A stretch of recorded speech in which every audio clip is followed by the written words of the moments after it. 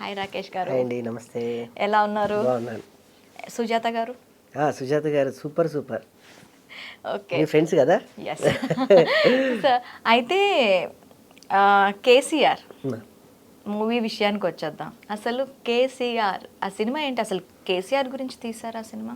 చాలా మంది అంటే ఎందుకు అంటే సెప్టెంబర్లో అది రిలీజ్ కావాల్సింది, దాన్ని అలా పోస్ట్ పోన్ అయిందని. ఏం లేదు, అంటే ఏదైనా మన మంచికి అని సార్ చూసేంత వరకు సినిమా ఆగిందనమాట.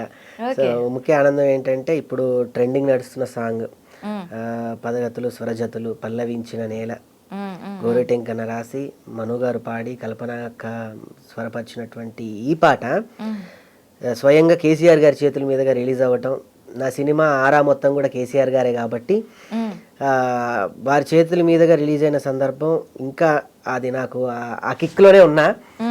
ఇంకా సినిమా ఆగింది, లేట్ అయింది, సినిమా బాధలు, కృష్ణానగర్ బాధలు, నన్ను ఎవరైతే కించపరిచారో అవమానించారో వాళ్ళ ఆలోచనలు ఇప్పుడు నాకు లేవు.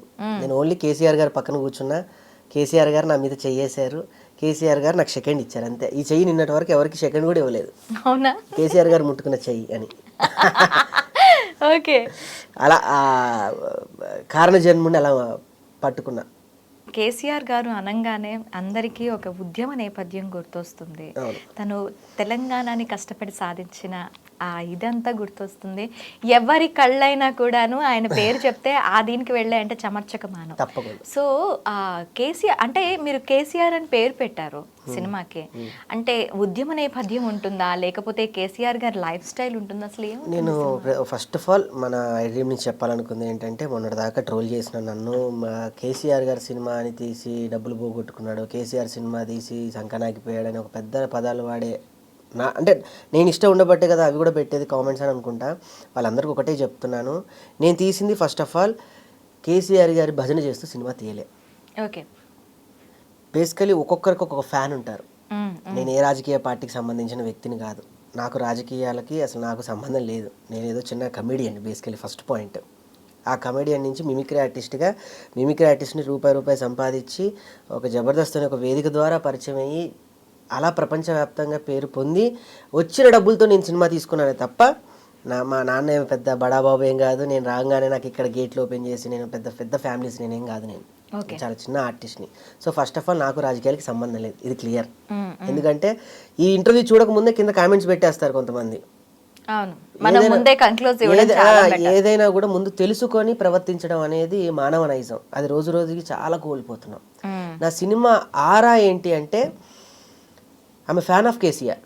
ఓకే, చిరంజీవికి ఫ్యాన్స్ ఉంటారు, మహేష్ బాబు గారికి ఫ్యాన్స్ ఉంటారు, ప్రతి ఒక్కరికి ఫ్యాన్స్ ఉంటారు. అంతెందుకు మొన్న కొంతమంది అనోడు దాన్ని సోషల్ మీడియా నుంచి కూడా ఫ్యాన్స్ అయిన వాళ్ళకి కూడా ఉన్నారు కదా, సోషల్ మీడియాలో చాలా మందికి ఫ్యాన్స్ ఉంటారు.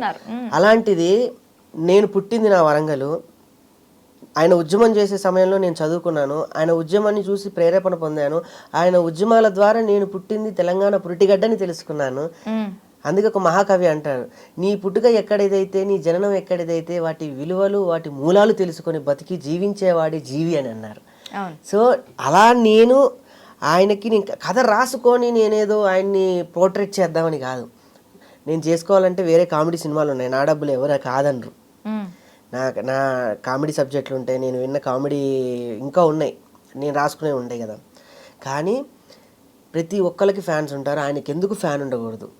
ఇన్ని కోట్ల తెలంగాణ ప్రజల్లో తెలంగాణ ప్రజలే ఇష్టపడరు ఆయన్ని, తెలుగు ప్రజలు కూడా ఇష్టపడతారు. అందులోనూ ఉద్యమాల నుంచి వచ్చినటువంటి నాయకుడు కాబట్టి ప్రతి ఒక్కరికి ఆయన ఒక ఆదర్శవంతుడు. అలా నాకు నేను ఆయనకు ఫ్యాన్. ఈ ఫ్యాన్ వెళ్ళి సినిమాలో చేసినటువంటి ఒక అలజడి, ఒక ఊరు చుట్టూ సాగేటువంటి ఒక కథ, ఆ ఊరికి వచ్చే ప్రాబ్లమ్ని సాల్వ్ చేయడానికి ఈ అబ్బాయి ఈ కేశవ చంద్ర రమావత్ ఎవరైతే ఉన్నాడో హైదరాబాద్కి రావడానికి చేసిన ప్రయత్నాలు. కేశవ చంద్ర రమావత్ ఫస్ట్ అది తెలుసుకోండి. ఫస్ట్ కేసీఆర్ అంటే కేసీఆర్ బయోపిక్ కాదు.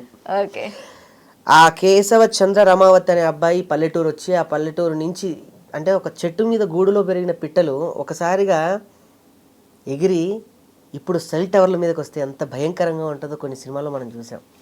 అలాంటి బిడ్డ స్వచ్ఛమైన పల్లె ఒడిలో పెరిగినటువంటి ఒక వ్యక్తి సిటీకి వచ్చి ఆ పెద్ద ఆయనని తాకాలి, ఆ పెద్ద ఆయనను ఒకసారి చూడాలి, నా కష్టాలు చెప్పాలి, ఆయనని నేను అనే ఒక ప్రయత్నం, ఆ కళ్ళు చెమరుస్తాయి అవి చూస్తే కొన్ని. ఆ చేసే వ్యక్తే కేశవచంద్ర రమావత్. ఈయన గురించి కేసీఆర్ వచ్చాడా రాలేదా, ఆ దేవుడు దిగాడా దిగలేదా అనేది కథ.